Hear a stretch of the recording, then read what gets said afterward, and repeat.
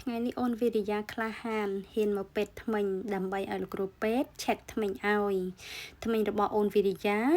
ពុកខូចសឹងតែអស់ទៅហើយ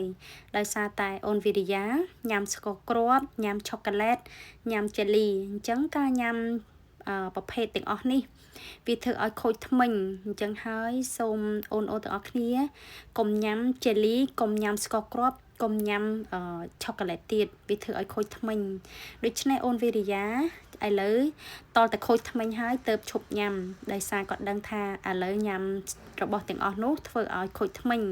ថ្ងៃនេះអូនវិរិយាក្លាហានហ៊ានមកពេទ្យថ្មិញដើម្បីឲ្យលោកគ្រូឆែកហើយនឹងព្យាបាល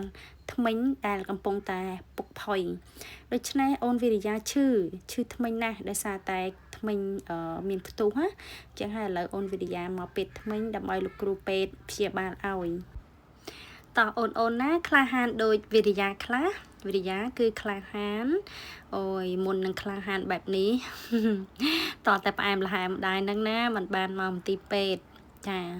មុននឹងមកនេះលួងលោមហើយប្រាប់ថាមិនឈឺទេនិយាយទៅមកពេទ្យថ្មិញវិរិយាគាត់សាកហើយមិនដំបងគាត់ខ្លាចមែនភ័យមែនប៉ុន្តែដល់ពេលមកលោកគ្រូពេទ្យគាត់និយាយលួងលោមហើយយើងក៏លួងលោមគឺឥឡូវអូខេហើយមិនអីទេហើយការធ្វើថ្មិញហ្នឹង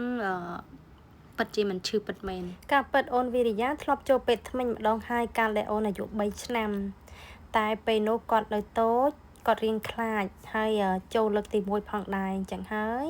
ក្រោយមកទៀតបបួលទៅពេទ្យថ្មិញអត់ទៅទេខ្លាចណាស់มันព្រមដាច់ខាតតែហ្មងតែឥឡូវ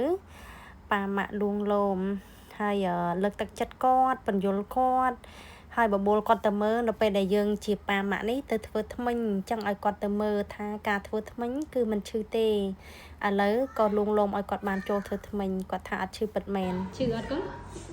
ណូអត់ឈឺទេកវីក្បាល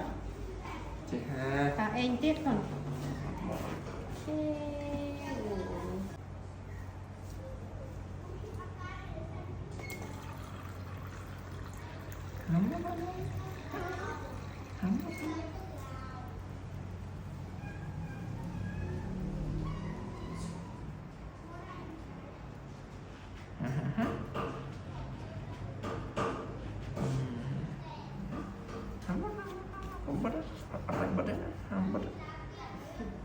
ចូលស្រាប់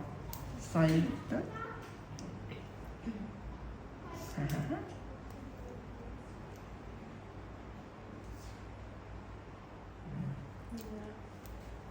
ហាន់តិច